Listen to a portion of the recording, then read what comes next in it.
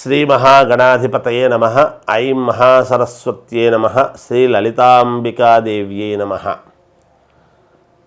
అయ్యప్ప స్వామి గుడికి వెళ్ళేటువంటి వాళ్ళు 18 మెట్లు అనేటువంటివి ఉంటాయి.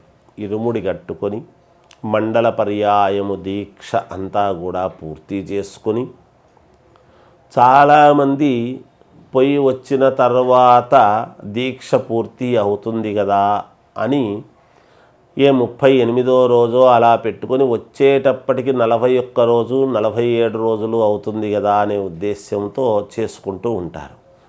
కొంతమంది 47 రోజులు పూర్తిగా ఉండి ఇక్కడనే దీక్ష ముగించుకొని తర్వాత వెళ్ళేటువంటి వాళ్ళు కూడా ఉంటారు. అంటే వాళ్ళ దీన్ని బట్టి ఏదో చేస్తూ ఉంటారు.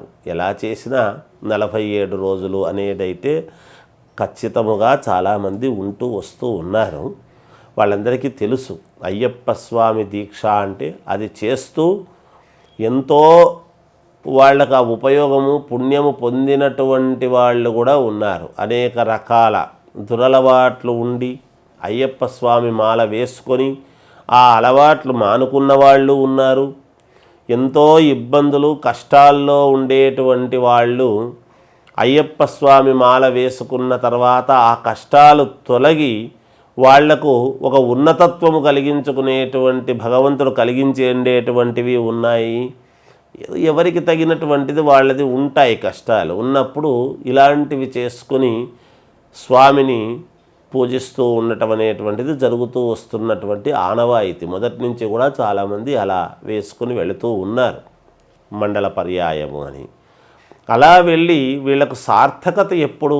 అసలు 18 మెట్లు అనేటువంటిది అక్కడ ఎక్కాలి.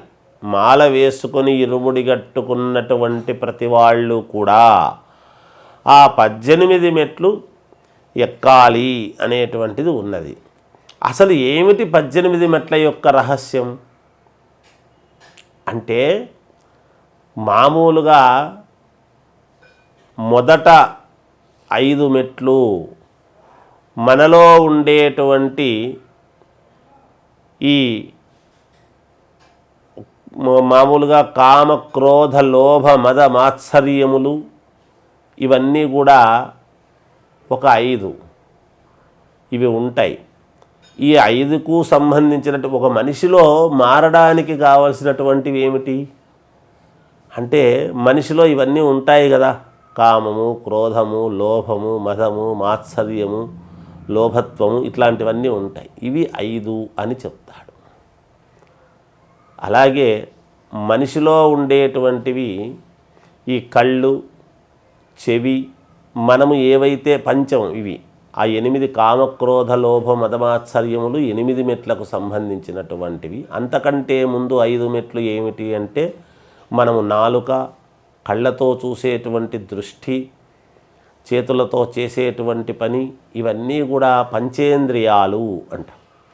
ఈ పంచేంద్రియాలకు సంబంధించినటువంటివి మొదట 5 మెట్లని, కామక్రోధ లోభ మదమాత్సర్యములు ఇవన్నీ కూడా 8 మిగతాటివి అని.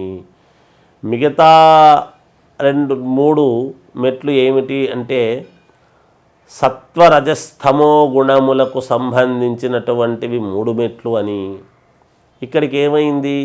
అవి 8 ముందు 5 ఎంతైనాయి? 13 అయినాయి. తర్వాత 3 అంటే ఆ 3 ఏమిటి? సత్వరజస్తమో గుణములు 3 16 అయినాయి.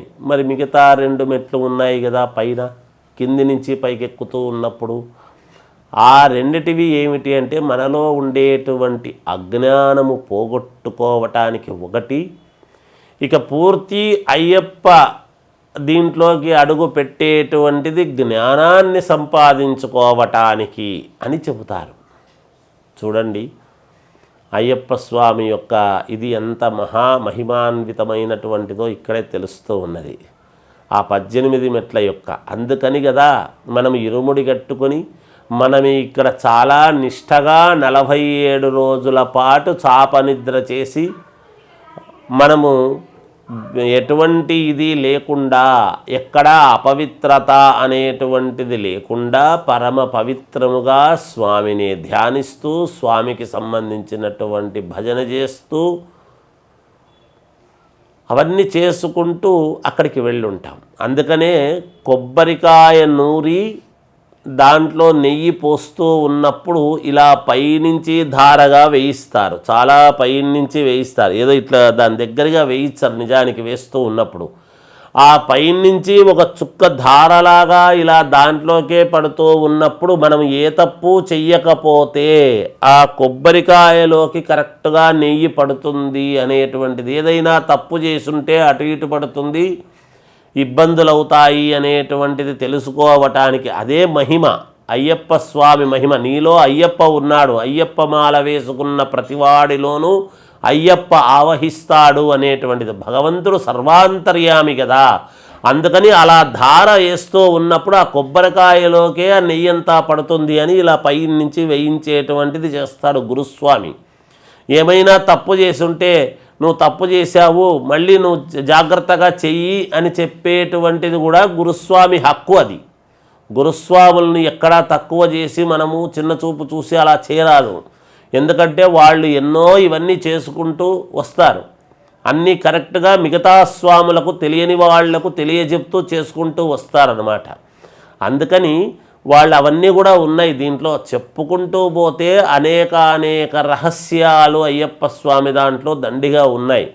ఆ 18 మెట్ల యొక్క రహస్యం ఏమిటి అంటే ఇదే దాని యొక్క ఇది. అందువలన జ్ఞానాన్ని మనము ప్రసాదిస్తాడు అయ్యప్ప స్వామి అనేటువంటి దానికి ఈ 18 మెట్ల యొక్క సారాంశము అనేటువంటిది మనము తెలియజేస్తూ మీకు జయోస్తు.